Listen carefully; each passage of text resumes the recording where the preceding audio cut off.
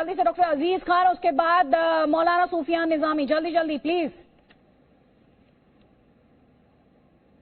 देखिए अदिति जी, ऐसा है कि रिजवान साहब के आप पे लगता है कि ये चश्मा सही से नहीं लगाए, ये देख नहीं पा रहे कि आप जो दंगे का आप देख रहे हैं कि पिछले, अरे भाई एक मिनट प्लीज, अब काउंटर करने दीजिए मुझे। सर ये काउंटर कर रहे हैं, ये काउंटर करना है, इसको आप तार्किक दलील कहते हैं सर। ये counter doctor Aziz Khan, doctor Aziz Khan, इसको आप काउंटर करना कहते हैं। एक सेकेंड, आप किसी के चश्मे पर टिप्पणी कर रहे हैं, आप निजी टिप्पणी कर रहे हैं और आप कहें कि मैं काउंटर कर रहा हूँ, इसे काउंटर करना कहते हैं। निजी नहीं है ये तार्किक तरीका है।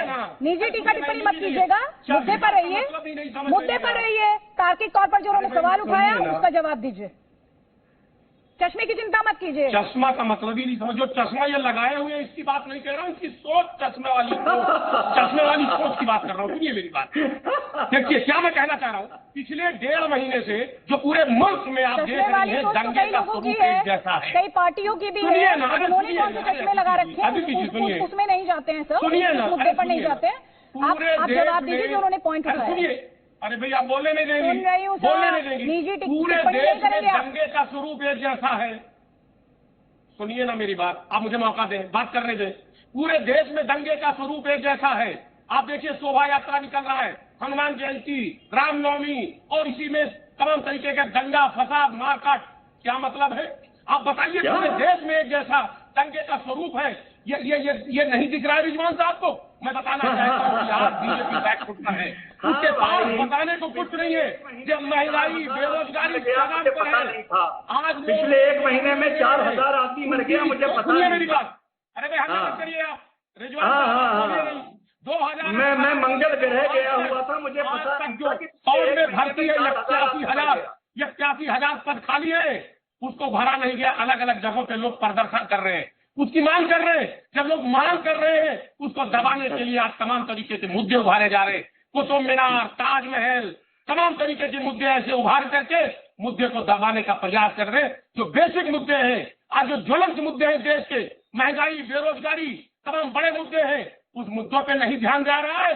इरफान साहब जरा उस पर, रिजवान साहब जरा उस पर 30 सेकंड का काउंटर देंगे, 30 सेकंड का काउंटर। बेरोजगारी की क्या स्थिति है आज? युवा अभी बताता हूँ, उस पर आप जवाब लीजिए। पहले डॉक्टर अजीज खान, नरेंद्र मोदी और योगी आदित्यनाथ को मौका तो आपकी तुष्टीकरण की सियासत ने दिया। आपका जवाब, उसके बाद मौलाना सूफियान निजामी से जवाब, जल्दी जल्दी। जवाब नहीं मिलेगा, देखना नहीं मिलेगा। सुनो आप, ठीक है सर, चलिए कोशिश तो कर सकते हैं ना सर। सुनिए मेरे रिजवान साहब, बोल चुके, आपका वक्त खत्म हो गया।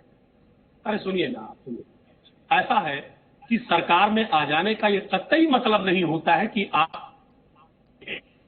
हालात और सत्ता परिवर्तन होता रहता है। इससे परिवर्तन हुआ और अभी भी हुआ, ये क्राइटेरिया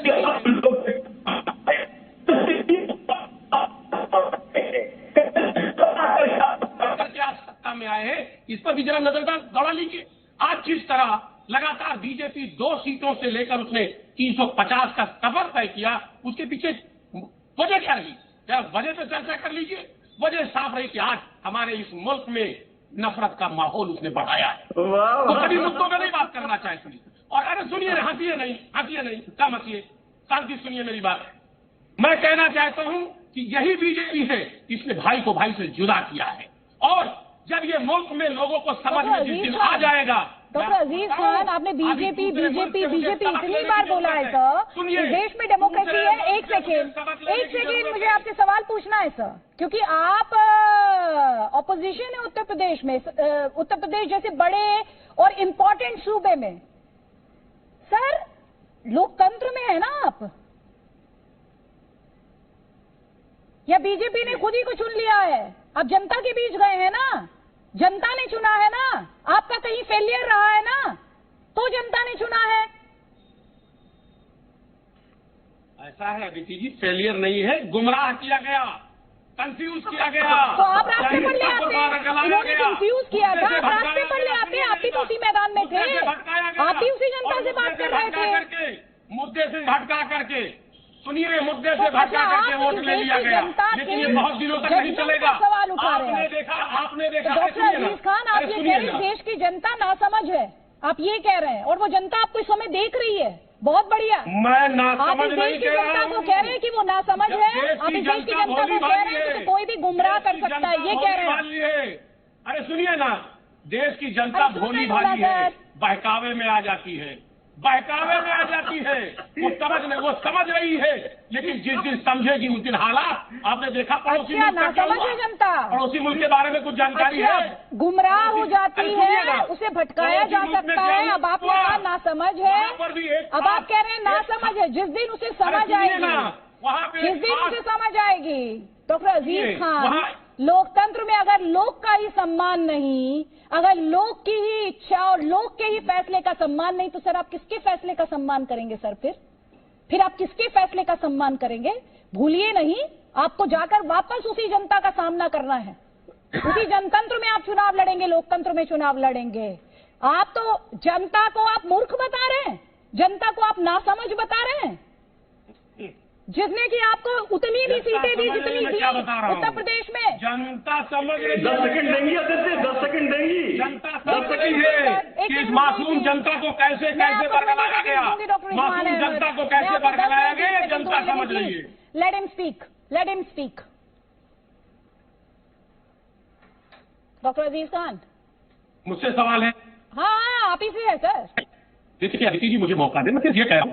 सर, हाँ आपने सुनिए ना, दिया हुआ है, सर। देखिए जनता मासूम है, जनता मासूम है, उसको मुद्दे से भटकाने का प्रयास किया गया और फिर भटकाने का प्रयास किया जा रहा है। लेकिन एक वक्त आएगा जब जनता पूरी तरह से आपके नापाक इरादों को समझ जाएगी, यकीन मानिए उखाड़ कर फेंक देगी। अभी पड़ोसी मुल्क में देखा क्या हुआ, पड़ोसी मुल्क में क्या हालात पैदा हुए जब जनता समझ गई।